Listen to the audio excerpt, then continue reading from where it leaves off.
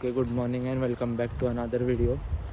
तर आज माझा गॉथनबर्ग स्वीडनमधला शेवटचा दिवस आहे. लास्ट फ्रायडेला मी आलेलो, मग फुल विकेंड इथं होतो आणि त्यानंतर मंडे एक दिवस होतो. बट तिथं खूप असा पाऊस आणि वारं वगैरे होतं, त्यामुळं व्लॉग नाही केलो इथला. आज माझी बस आहे आत्ता 9 वाजता, जी इकडून कोपनहेगनला जाणार आहे, जे डेन्मार्कमध्ये आहे. आता सकाळचे 8 वाजलेले आहेत आणि माझी जी बस आहे ती 50 मिनिट्समध्ये आहे आणि इकडून बस स्टेशनला जाण्यासाठी एक हाफ ॲन आवर लागतो आहे. त्यामुळे आता लवकर मला पळायला लागणार आहे. त्यामुळे मी ब्लॉग जो आहे तो कोपनहेगनमध्ये स्टार्ट करीन.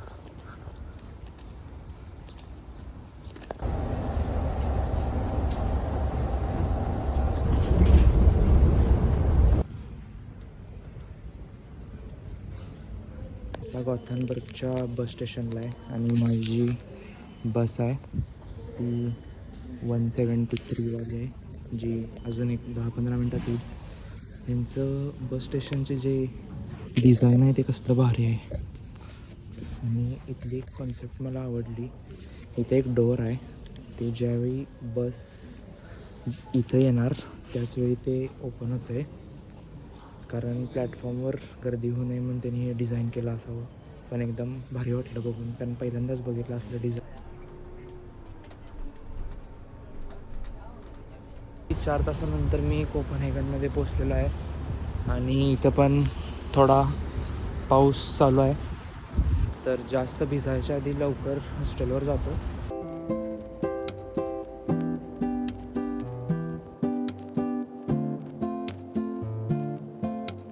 Morning and welcome to the first day in Denmark. आता सकाळचे 8 वाजले आहेत आणि वेदर इज स्टील क्लाउडी. तर मी खायला घेतो आणि नंतर आपण आपल्या दिवसाची सुरुवात करूया.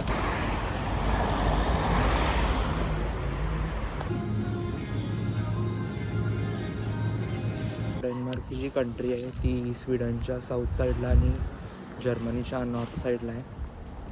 त्याचबरोबर ती 400 आयलंड्सनी मिळून ही कंट्री बनलेली आहे. त्याचबरोबर डेन्मार्कची जी पॉप्युलेशन आहे ती अराऊंड 6 मिलियन आहे, म्हणजे जवळपास 60 लाख लोक या देशामध्ये राहतात. इथली जी लँग्वेज आहे ती डॅनिश आहे आणि त्याचबरोबर इथले लोक जे आहेत ते फ्लुएंट इंग्लिश पण बोलतात. काल मला एक्सपिरियन्स आला ज्यावेळी माझं इंटरनेट संपलेलं आणि मला हॉस्टेलला जायचं होतं. त्यावेळी ॲड्रेस विचारत मी लोकांना गेलो, तर मला डॅनिश येत नाही आणि सो मी इंग्लिशमध्येच बोलत होतो. त्यावरून मला कळलं की इथले लोक चांगले इंग्लिश बोलतात. मार्कची करन्सी आहे ती डॅनिश क्रोन आहे, ते ज्याच्यामध्ये एक डॅनिश क्रोनमध्ये 0.13 युरोज म्हणजेच 13 सेंट येतात. गव्हर्नमेंटच्या बाबतीत सांगायचं झालं तर इकडं कॉन्स्टिट्युशनल मोनार्की आणि पार्लमेंटरी डेमोक्रेसी आहे.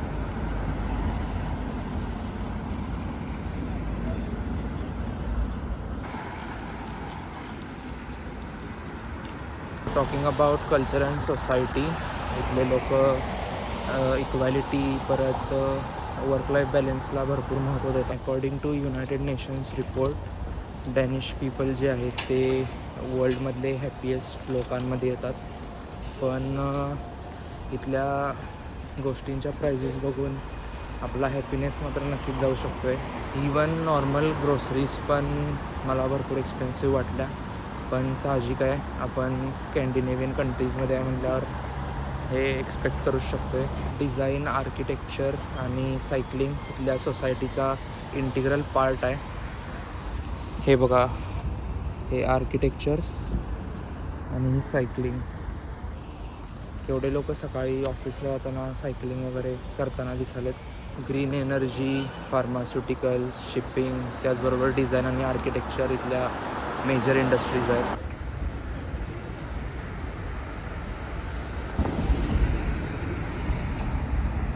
कोपनहेगन ही या सुंदर कंट्रीची सुंदर कॅपिटल आहे.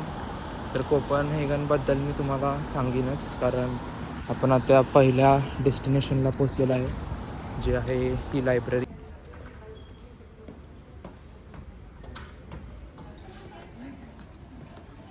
तुम्ही बघू शकता माझ्या मागं रॉयल डॅनिश लायब्ररी, जे होतं आपलं आजचं पहिलं destination. The Royal Library was founded in 1648 by King Frederick III. Fast forward to 99, ज्यावेळी हे ब्लॅक ग्रॅनाईट आणि ग्लासमध्ये बनवलं गेलं, तेव्हापासून ह्याला ब्लॅक डायमंड असं पण म्हणतात. बुक्स, मॅन्युस्क्रिप्ट, मॅप्स, फोटोग्राफ्स असे जवळपास tens of millions of items तिथं आहेत, फिजिकल आणि त्याचबरोबर डिजिटल आयटम्स पण आहेत. अकॉर्डिंग टू विकिपीडिया, त्या लायब्ररीमध्ये 70sच्या डिकेडमध्ये जवळपास हजारो बुक्सची चोरी झालेली.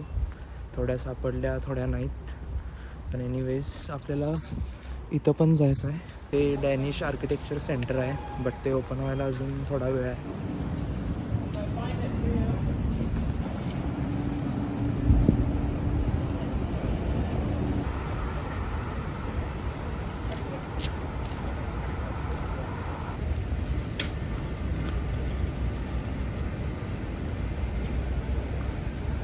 आम्ही आलेलो आहे आपल्या सेकंड डेस्टिनेशनला, जे आहे ने कार्ल्सबर्ग ग्लायप्टोटेक. त्या नावामागचा अर्थ असा आहे की ग्लायप्टोटेक हा ग्रीक वर्ड ग्लायफिन म्हणजेच टू कार आणि टेक म्हणजे टू स्टोअर असा होतो आहे. 1888मध्ये कार्ल्स जेकब्सन यानं डॅनिश स्टेटला त्याची सगळी आर्ट डोनेट केले आणि 1 मे 1897मध्ये हे जे म्युझियम आहे ते ओपन झालं.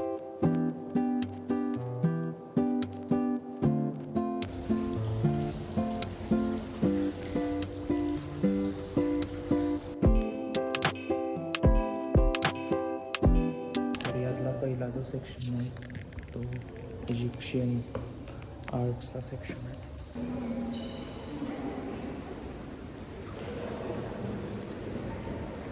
यांनी इकडं असे हेडफोन्स ठेवलेले आहेत आणि इथं स्क्रीनवर इथल्या सगळ्याची माहिती तुम्हाला मिळू शकते. पण प्रॉब्लेम एवढाच आहे की हे जे आहे ते सगळं डेनिशमध्ये आहे. दुसरा मी या साईडचा पण इयरफोन लावून बघितलं, पण ते सगळं डेनिशमध्येच होतं, इंग्लिशमध्ये नाही आहे. की तर या साईडला डॅनिश आणि इंग्लिशचं पण बटन आहे, ते दाबून बघतो काय काय माहिती मला मिळतं.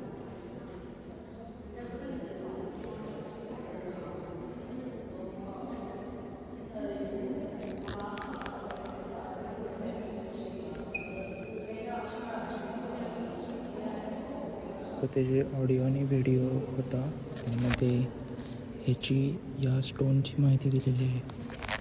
मी आता जास्त जोरात बोलू शकत नाही कारण इथं अलाउड नाही आहे.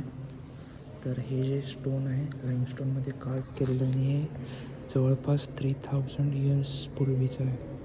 ॲक्च्युली हा एक फ्युनरल सीन आहे, त्यामध्ये ज्याचं फ्युनरल आहे त्याची ग्रेव्ह इथं आहे. त्यानंतर इथे एक माणूस आहे, त्याचं सगळं फूड वगैरे सगळं इथं आहे. हे 2 तेलापिया फिश आहेत जे इजिप्शियन लोक मोस्टली खातात.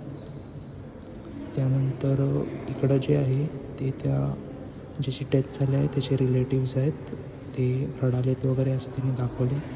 आणि इकडं जे आहेत ते प्रीस्ट आहेत, जे सगळं ते त्याचं लास्ट सगळं जे कार्यक्रम वगैरे असतो ते त्यांनी परफॉर्म करायला. इकडे एक रूम आहे, ते फुल रोमन लोकांचे स्टॅच्यूज आहेत.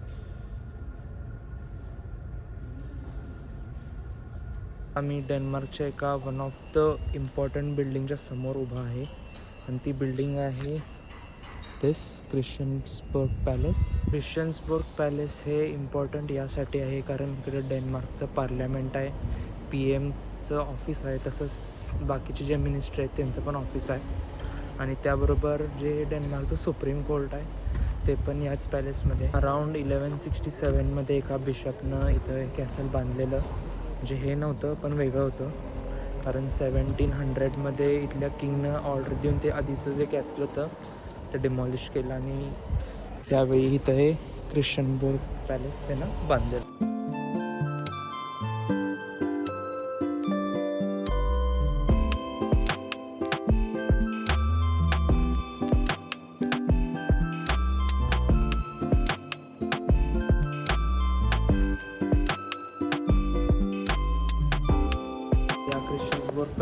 एक टॉवर आहे आणि ह्या टॉवरवरून हा सिटीचा असा कोपनहेगनचा फुल व्ह्यू दिसतोय.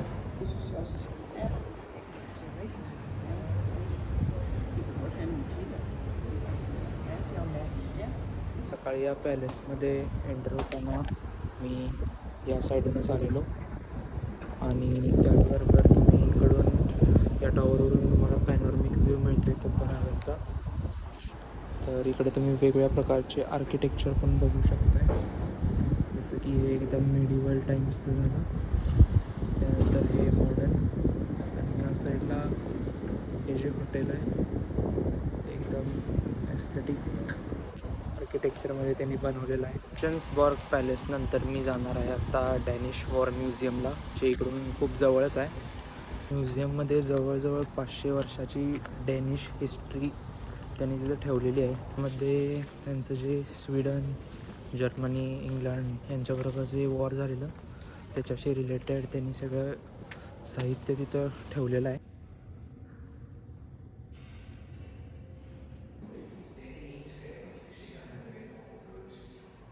हे म्युझियमचा फर्स्ट फ्लोअर.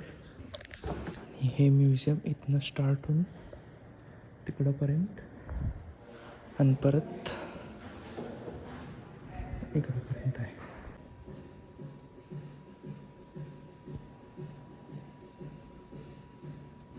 तो कोल्ड वॉर झाल्यानंतर डॅनिश नेव्हीला ही एके लॉन्चर आणि करन्सी, फोन वगैरे, तर तिथे एक डायरी पण आहे त्याच्यामध्ये काय काय कोऑर्डिनेट्स वगैरे लिहिले आहेत. ते सोमाली पायरेट्सकडून त्यांना मिळालेलं आहे. त्यांनी हे म्युझियममध्ये ठेवलेलं आहे. इकडे एका सेक्शनमध्ये त्यांनी जॅपनीज आणि चायनीज आर्मर्स, वेपन आणि सामुराय स्वॉर्ड्स पण कलेक्ट करून ठेवलेले आहेत. इकडच्या गनचं तर बॅरल एवढा मोठा आहे, ते चालवत कसे असतील ते सरप्रायझिंग आहे. एका सेक्शनमध्ये 19th सेंचुरीमधले रशियाचे हेल्मेट, सूट, स्वॉर्ड्स आणि थोडेफार बुक्स ठेवले आहेत आणि इकडं त्यांचे मेडल्स पण त्यांनी डिस्प्ले केलेले आहेत.